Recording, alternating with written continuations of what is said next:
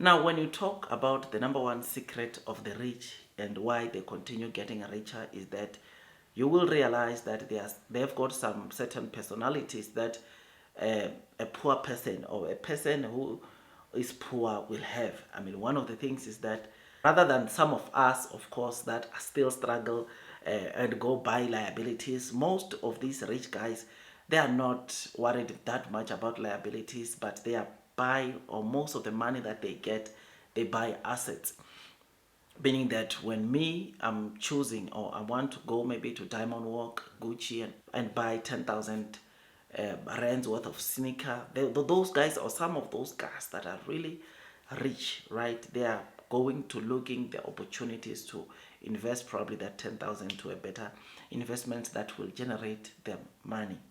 I mean, one secret hack that I just recently found about the rich is that most of the rich guys that you see driving luxury cars, did you know that those cars that they are driving, they do not really own the cars, but rather they are leasing those cars from the revenues, from the income they are receiving from the assets they bought.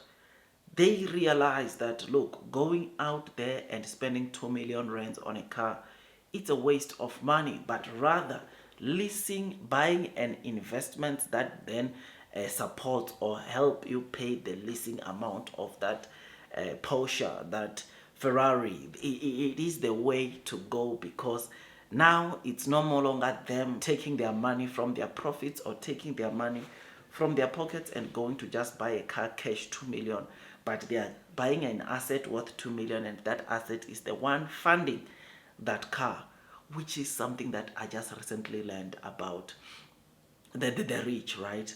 I mean, there is a lot of things that, of course, if you want to be successful, if you want to be rich, if you want to make it big, there are some of the traits that you have to copy from the rich guys, right? And I must say, even me personally, I'm still making some of the mistakes, but the good thing is that, look, I'm at that point where I'm trying to change, right, for the better, because I want to find myself as one of the people that is super rich, right here in Mzansi, and therefore I know that my personality has to change, because buying stuff to try to impress people, which is something that most of us, we have it in us, it will never get us to the next level, because what is going to happen is that when you buy that fancy car, that 2 million, 3 million, 4 million rents car, people are going to congratulate you, then they forget. Then the person that will be left with maintaining the car, the person that will be paying for maybe gas or petrol to fill that car, it's going to be you. When you are struggling some of the days, not being able to afford to maintain that car, they are not going to be there giving you support and whatnot. You'll be alone, and that will make you make even silly mistakes of going, maybe take all of your savings, your investments, trying to make sure that you don't lose that car that you bought, trying to impress other people. I mean, the mindset of the super rich is obviously investing in assets and not liabilities. Is spending a lot of money in assets versus spending a lot of money into liabilities. There's this guy that is on Instagram that goes around asking millionaires, billionaires all over the world as to how they made it, or the secret of their riches. And one of the common uh, personalities that they have is that, look, they are not just going to spend a lot of money into buying cars. They are not just going to spend a lot of money into buying a liability. They rather buy an asset that will fund their lifestyle, or that will fund their liabilities. So these, I mean, when you watch those videos, they are very interesting, and there is a lot that, of course, you can learn from those videos, because those guys are rich and they are telling you exactly what they do. They are rich, they can buy whatever they want, can live wherever they want, but obviously, unless there is an asset that is going to help them lease or own whatever they want to buy, or their expenses or their liabilities, they are not going to buy that liability. So they preserve capital to their capital. It's preserved to buy assets, or ultra high assets with massive returns, than just going to buy liabilities. I mean, these guys, part of the reason why they would decide to list that car is because there are a lot of tax benefits. The benefits of tax are much more than just going to take that car and buy it from your pocket. And this is if the car is also used for business purposes. If the car especially is used for business purposes, you can get some benefits or some tax benefits, which is always good. So, I mean, SARS is killing us, eh? So whatever way we can find to save us on tax, I think we'll take that easily. I mean, one thing that you will find the super rich avoiding buying extremely expensive stuff, but rather leasing those stuff, is because, look, things like cars, we all know that generally they depreciate in value over time. So if you bought your car at 1 million rands, I can guarantee you the next year it's not going to be 1 million rands. It's going to depreciate in value, and this is why the super rich will never just spend money on buying cars cash, but rather they will just have to buy assets that will make them lease or be able to lease those cars they want, which is absolutely great. And look, the good thing also about leasing a car is obviously, I mean, they don't even hassle to sell that car.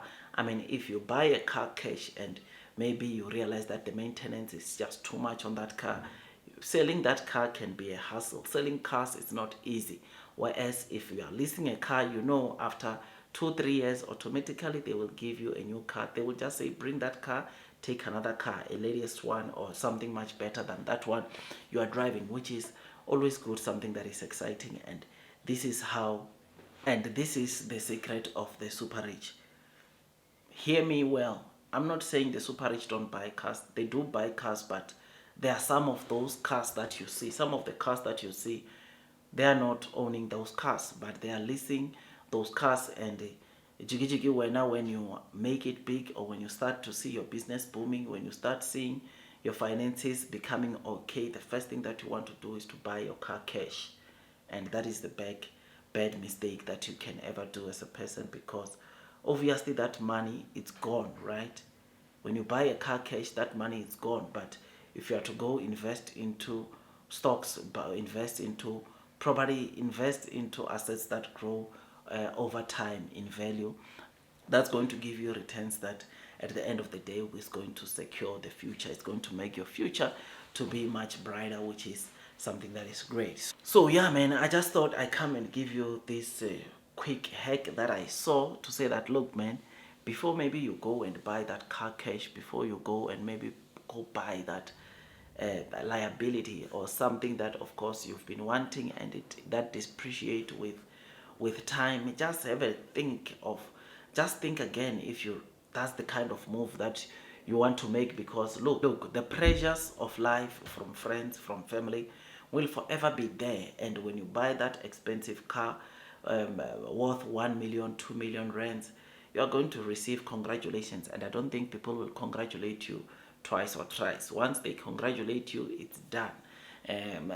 Whatever happens, your expenses on that car, it's all on you. And it means that impressing them has got a very short period or a limited period, which fades away with time. But the payments, the maintenance of whatever that you are buying will obviously stay with you for the longest period. So let's be wise. Let us make the right decisions.